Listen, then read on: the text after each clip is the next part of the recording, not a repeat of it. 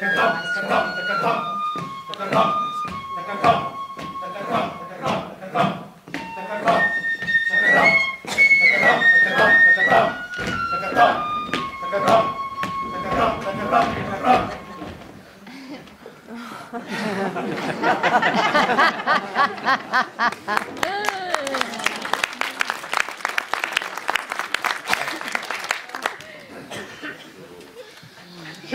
Armand François Desbluets. Moi, Barbin Léon, dit le beau Léon. Baracol, instituteur.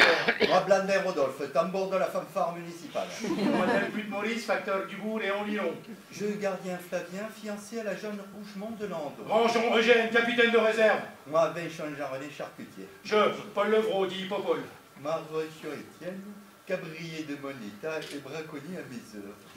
Je, Roire Victoria Eugénie, infirmière volontaire, 2e classe. Moi, Avrier Joseph, charpentier. Et moi, Rivière Camille, tonnelier chez le Marc Fajol. Nous tous, enfants de Moret-sur-Raguse, sommes tombés au champ d'honneur. J'étais en Champagne, j'étais dans la Somme, j'étais en Picardie, en Artois, en Argonne. J'étais en Flandre, j'ai vu la mer, j'ai vu l'île, j'ai vu Amiens, j'ai vu les Vosges, j'ai vu la Marne. J'en ai vu des pays, moi, Rivière Camille.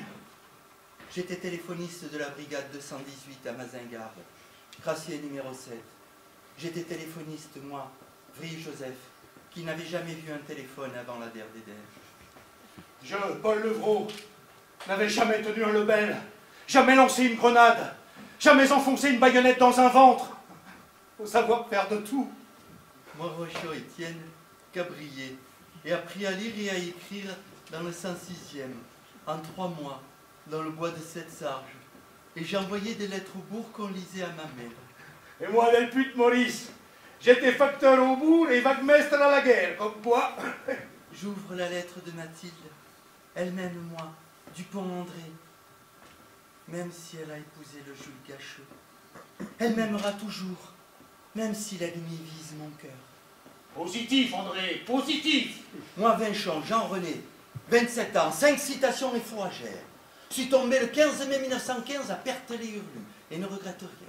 Je, Armand François Desbluets, 31 ans, tué à Berck. Jolie ville, Berck. Je, gardien Flavien, fauché à la crête de Vimy en pleine nuit. Belle saison pour partir. Barret Paul, 2 citations. Tu es l'ennemi le 20 janvier à Saint-Jean-sur-Tondre. Pouvait pas mieux tomber. Et Bigot Fernand et Bigot Léon, fils de Bigot Marcel, abattu à Roblincourt en avril d'une année de guerre. Et Blandin Rodolphe, Delput Honoré, Delput Maurice et Dupont André, Dupont Camille dit Le Simplet, eux et les autres disparus à Trolly, Versigny, Tahur, Saint-Vaast, Arras, Oudin, Soissons, Arnoncourt, Ézy, Rieucourt, tous pro-déo, pro-patria du fond du cœur. Positif, les gars, positif. Et la popote. La popote. Sur Maurice, on n'était pas Ah, bien. ça non. Ah, ça non, hein. Moi, grand Jean-Henri, suis pas retourné au bourg en 3 ans de guerre. Pas une perme avant de sauter sur une mine au chemin des dames. Ah, le chemin des dames.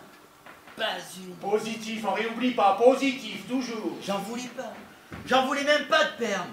Sûr, ça avait pas la vie facile, les planqués. Oh, c'est l'arrière, Henri. Henri. Excusez, vrai quoi. À l'arrière, ça avait pas la vie facile. Crever la dalle, effort de guerre, réquisition, travail obligatoire, emprunt patriotique. Et le tabac. On peut pas prétendre qu'il se l'a coulé douce. On peut pas prétendre, hein, les gars. Ah, on peut pas. C'est calomnie et pire. Et la camaraderie virile. La fraternité des combattants. Ah, l'amitié indéfectible des poilus. Ils tairont la boue, le froid. Ils tairont les nuits. Ils tairont les gaz, les obus, les mines. Ils tairont les tranchées éboulées, les boyaux inondés. Ils tairont la soif, la peur, les cris, l'ennui. Ils tairont. Ils tairont les combats et les corps déchiquetés. Et les corps décomposés entre les lignes. Et les corps amputés dans les boyaux. Ils tairont tout cela. Positif, les gars, positif. Ah, la solidarité des gourbis. Ah, Dieu, est-ce qu'on s'amusait? Bon. Peut-être qu'il manquait les femmes. Hein. Parlons-en des femmes. Oh, Léon. Calme, tu vas encore... Moi, je veux en parler des femmes. Je veux parler des femmes aux cuisses d'amande que je n'ai pas léchées. Des femmes aux seins lourds que je n'ai pas caressés.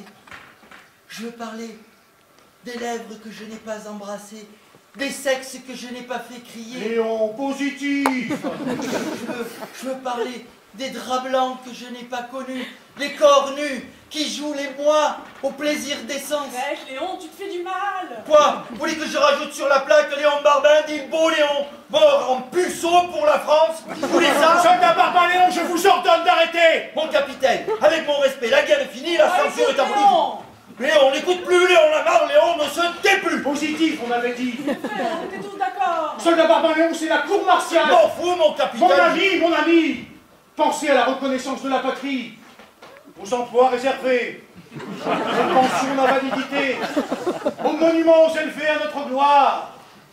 Pensez aux tonnes de fonds pour couler notre statut, soldat Barbin Léon. Et ne soyez pas ingrats. Allez, Léon, après ils vont dire qu'on radote et ressasse, qu'on la ramène encore. Je veux une femme. Je veux me perdre dans le corps d'une femme. Bon, infirmière volontaire, deuxième classe, Rouard, Victoria, Eugénie. Présente mon capitaine. Deuxième classe, Rouard. Occupez-vous du soldat Barbin Léon. Nécessité de service, sacrifice, la France, la patrie, etc. Bien, capitaine. Content, soldat Barbin Léon? Merci, mon capitaine. Bien.